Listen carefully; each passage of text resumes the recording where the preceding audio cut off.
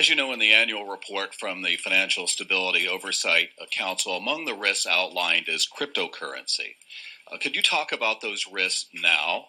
And regarding individuals and households, perhaps distinct from the concern about the financial system, do you worry that speculation in this unregulated asset class could hurt their financial well-being, or do you think it has a place in a household's portfolio?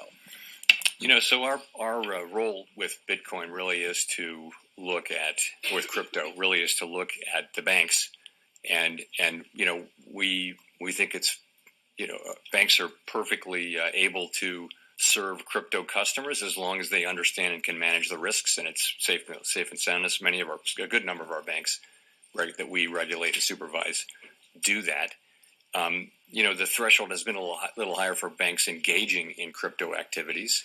And that's because they're so new, and we don't want to make the mistake. If you're making a choice to conduct that activity inside a bank, which is inside the federal safety net with deposit insurance, then you want to be pretty sure that it's a safe and sound activity. So, we're not against innovation, and we certainly don't want to take actions that would cause banks to terminate customers who are perfectly legal, just because of excess risk aversion, may be related to regulation and supervision. You want people to be knowledgeable about the financial engagements that they have, and that's why we have the securities laws that we have. It's why if you read a mutual fund prospectus or individual stock prospectus, you want households to have the chance to understand the risk that they're taking. And I do think it would be helpful if there were a greater regulatory apparatus around crypto, and I think that's something Congress was working on quite a lot. We've actually spent a lot of time, with members of Congress, working together with them on various things, and I think that would be a very constructive thing for Congress to do. Event in Davos, or to Davos anyway, the president said he'll demand that interest rates drop immediately. So I guess I have a three-part question. Has the president done this to you? Has he made that demand? Secondly, what is your response to that? And third, what effect, if any, does a president making these kind of remarks have on policy? Thank you. Three questions. I'm seeing it really as one question, though. So I'm not going to have any response or comment whatsoever on what the president said. It's not appropriate for me to do so. The public should be confident that we will continue to do our work as we always have, focusing on using our tools to achieve our goals and really keeping our heads down and doing our work, and that's how we best serve the public. Can you just comment on whether he's physically communicated this demand to you? I've had no contact. Thanks. The stock market, how concerned are you, if at all, about potential asset bubble brewing in financial markets? How do relatively high market valuations factor into considerations about potentially lowering interest rates further? Is that something that's in the back of your mind? So we look at, from a financial stability perspective, at asset prices generally, along with things like leverage in the household sector, leverage in the banking system, funding risk for banks and things like that. But it's just one of the four things asset prices are. And yeah, I'd say they're elevated by many metrics right now. A good part of that, of course, is this thing around tech and AI. But we look at that.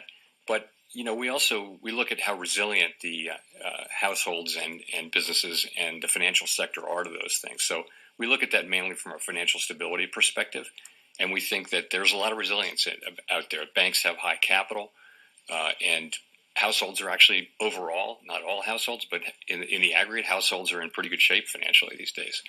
So that's how we think about that. We look at overall financial conditions, and you can't just take equity prices. You've got to look at rates too, and that represents a tightening in conditions with higher rates. So overall, financial conditions are probably still somewhat accommodative, but it's a mixed bag. Do suggest that reserves are still abundant.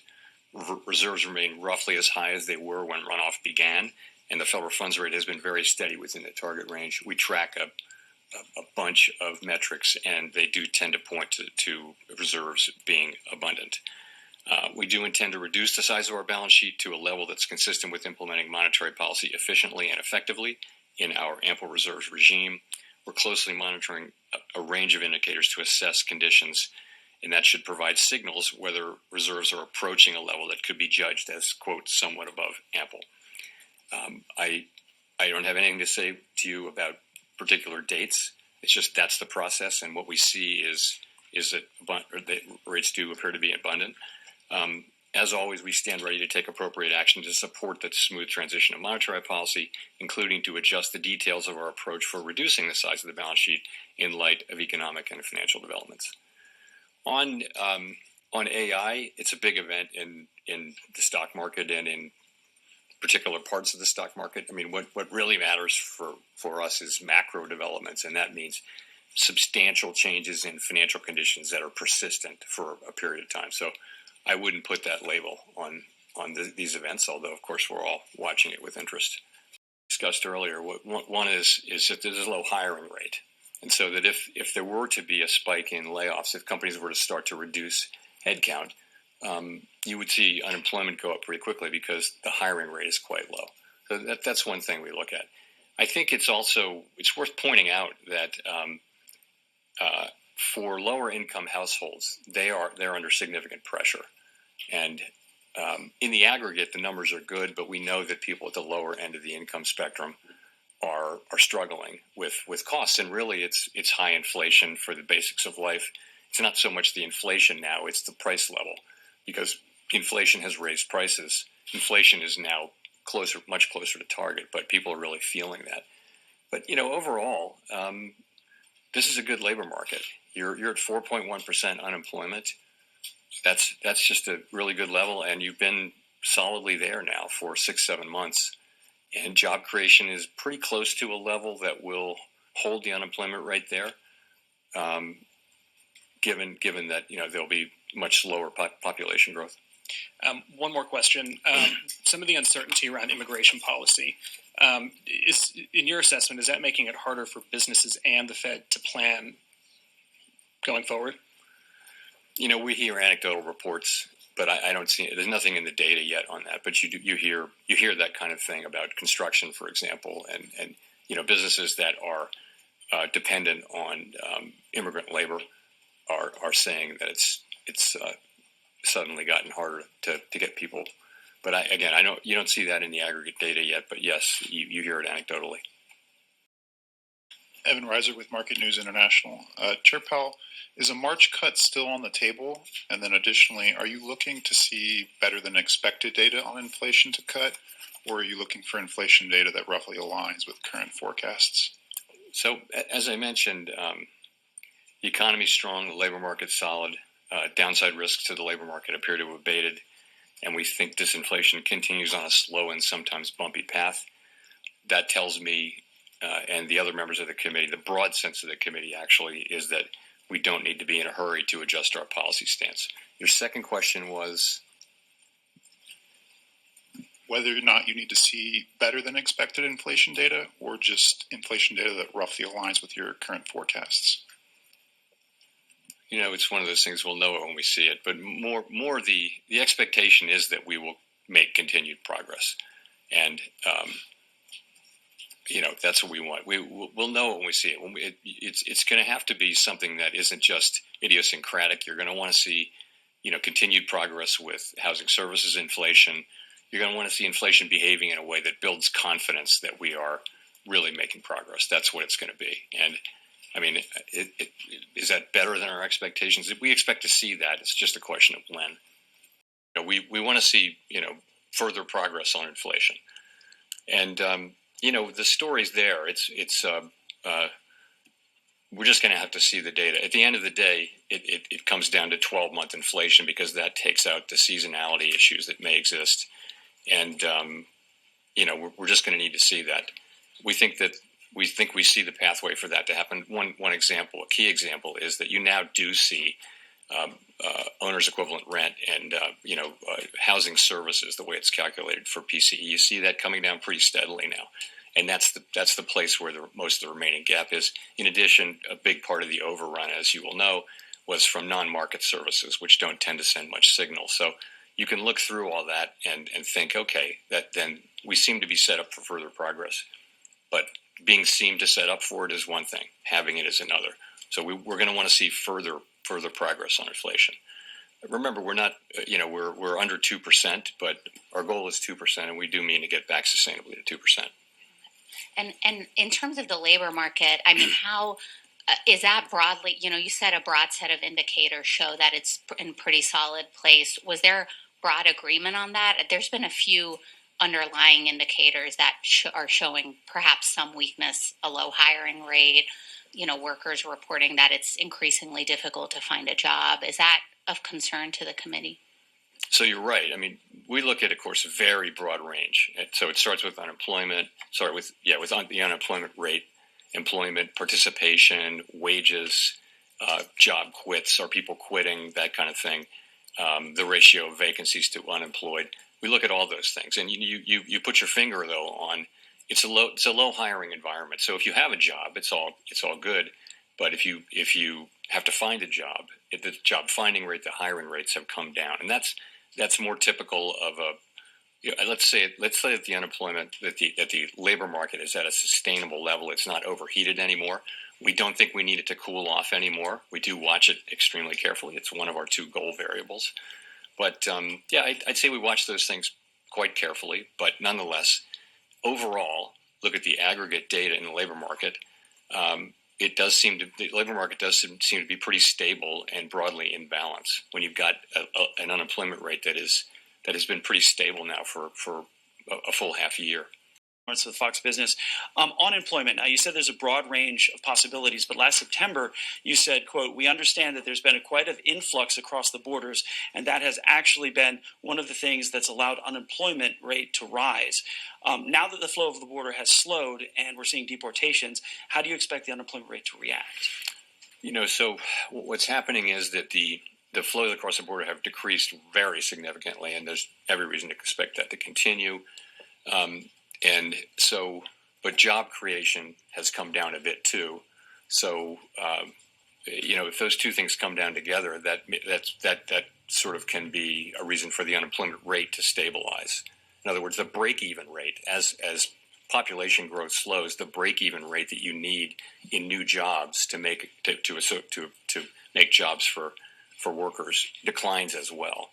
So that seems to be something about what's happening. You do see a very flat unemployment rate at a time when you've seen significant declines. I want to ask you about Fed employment. I know that tax money is not used here, but Elon Musk alleges that the Fed is, quote, absurdly overstaffed. We've seen the executive branch push to reduce the federal workforce. I just want to get your reaction. We run a very careful budget process. We're fully aware that we owe that to the public, and we believe we do that. I've got no further comment than that. Thanks. Based on the policies that come out of this administration, has the Fed started to model what policies like mass deportations, changes in immigration policy specifically, would look like for the workforce and for inflation? So one of the things our staff does is they look at a range of possible outcomes, and they tend to go from really good to really bad, and it's one of the best things that they do. And in each teal book, you can look at the 5-year-old teal books and see they're alternative simulations. So that's what they do. There'll be a baseline, and then they'll show 6 or 7 alternative scenarios, including really good ones and not so good ones. And what those do is they spark, the policymakers to sort of think and understand about the uncertainties that surround this. So yes, we the staff does that, and we're all well aware that that the range of possibilities is always broad. Not just now, but always. And it's hard to be open to just how broad the possibilities are for an economy. No one saw the pandemic coming, and it it changed everything. So things happen, but yes, we do that. But it's different. It's one thing to do that, to make assessments about what might happen and begin to think about what you might do in that case. But you don't act until you see much more than we see now. Notably in 2019, last time around, but then we were in a very different place on both inflation and growth. if we see tariffs of the same sort of magnitude that we got then, which I know is big if, what do you think might be different this time around?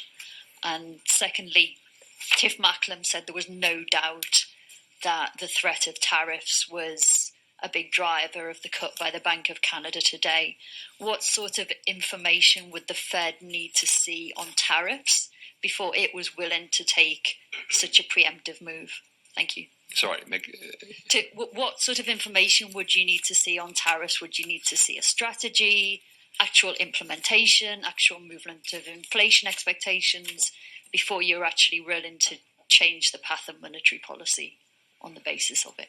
Yeah, so first of all, things are a little different now. We've just come through a high inflation period, and you can argue that both ways. You can say that companies have figured out that they do like to raise prices, but we also hear a lot from companies these days that consumers have really had it with price increases, and so I don't know how that shakes out. Nonetheless, you're coming through a situation where we're not quite back to 2%, and that's just different.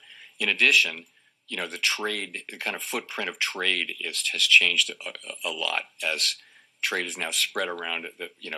It's not as concentrated in China as it was. There's a lot more manufacturing. It moved to Mexico and other places. So there are differences, and I just think the range of possibilities is very, very wide. We just don't know, and I don't want to start speculating, as tempting as it is, because we really don't know. And we didn't know, by the way, in 2018. We didn't really know, and the range of possibilities very, very wide. We don't know what's going to be tariffed. We don't know for how long or how much, what countries. We don't know about retaliation. We don't know how it's going to transmit through the economy to consumers. That really does remain to be seen. There are lots of places where that price increase from the tariff can show up between the manufacturer and the consumer. Just so many variables. So we're just going to have to wait and see. And the best we can do is what we've done, which is study up on this and look at historical experience, read the literature, and think about the factors that might matter. And then we'll just have to see how it goes. Welcome to the Crypto Teacher. And I come back with that video just to make you think. Don't forget to like and subscribe to the channel. And make sure you're joining the Patrons. If you're not a part of the Patrons, make sure you're hitting the Cash App. And also, guys, make sure you go like and follow the TikTok. More videos to come. And we had Jerome in the house. And he actually did a pretty good job on this one. Only read the paper a few times. And he tried to keep it simple, but then he also told us some truth and then also talked about the fourth industrial revolution. Says the Fed and the banks are implementing these digital assets, and regulation is definitely coming from Congress. And we know 99% of Americans don't even know who Jerome Powell is. While the sheep sleep, the NWO builds. And he says he have not spoken to Trump. Remember, guys, Trump works for the Fed, not the Fed works for Trump. And remember, the Crypto Teacher told you. Now, the truth he told us is that the stock market is elevated. Remember, the stock market, guys, is based on valuation. And what is that valuation based on? The fourth industrial revolution. And that's the reason why NVIDIA took that hit. And we're going to see a lot more because it's time to build. And Powell stated it's still reducing the balance sheet. He did read that off the paper. But most of these central banks are trying to shrink the balance sheets. And he's keeping an eye on layoffs, but the lower income is struggling. And the Fed has one of the best statistical websites ever because you can see how America is really doing without listening to the mainstream media telling you, hey, the economy is doing great, but all the numbers tell us otherwise. Now, he's asked about the March cut, and he basically stated they're going to pause because inflation is still here and the job market is still decent. But he did say that the job market is starting to tighten. The hiring rate has come down. and he's asked about tariffs and immigration. And he basically stated what I tell you all the time. They're going to get the popcorn, sit back and let it play out, and then they can make a move. But we always know the Fed is late, and they're late on purpose. And that means the markets are going to take a beating. And remember, the crypto teacher told you, because he knows when it comes to the NWO, it's all planned out. You have a wonderful day. Today, and I'm wondering, are there any periods from your career or as it relates to markets, the economy, what's going on here in Washington and beyond, or from lessons from history that may provide some guidance for a central banker operating in uncertain times like today? I guess I'd say this: uncertainty is with us all the time. It is human nature, apparently, to underestimate how fat the tails are in a way.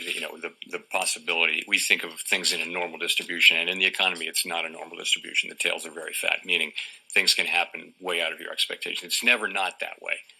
I wouldn't, if you think about it, think about the first few months of the pandemic. That was uncertainty. Are we going to be able to reopen the economy? If so, when? How much of it? How long will it take? That was uncertainty. What we have now is a good labor market. We have the economy growing at 2 to 2.5%. Inflation's come down to now the headline inflation number was 2.6, and that's what the public experiences. We look at core because it's a better indicator of future inflation. So yes, the price level went up a lot for inflation, and people are feeling that, and they're not wrong. But so the kind of uncertainty we have is just a usual level of uncertainty about the economy, but then policies which are not for us to criticize or praise, really. Those are policies which people have been elected to implement. They're implementing them with a view to making a better economy. And so I wouldn't call this out as one of those times. I wouldn't compare it to the global financial crisis or anything like that, given that we have actually a very good economy right now.